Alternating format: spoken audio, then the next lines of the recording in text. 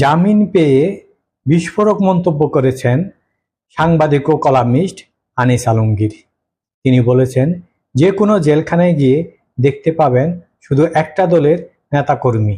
তাদের এমন সব জায়গা থেকে ধরে আনা হয়েছে যাদের কোনো পদপদবীও নেই, অন্য কোনো দলের কেউ জেলে নেই।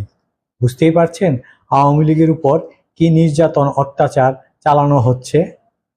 সেই ইউনূস সরকারের সময় থেকে আওয়ামী লীগের উপর যে নির্যাতন অত্যাচার চালানো হচ্ছে, এই সরকার আমলেও কিন্তু তা অব্যাহত রয়েছে। জামিন পাওয়া একজন মানুষের সাংবিধানিক অধিকার, কিন্তু তাদের জামিনও দেওয়া হচ্ছে না। এ কারণে মাসের পর মাস, বছরের পর বছর আওয়ামী লীগের নিরপরাধ নেতাকর্মীরা জেল খাটছেন।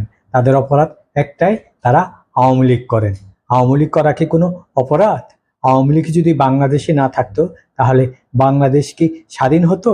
আওয়ামী লীগ যদি বাংলাদেশে না থাকতো তাহলে কি বাংলাদেশের এত উন্নয়ন হতো?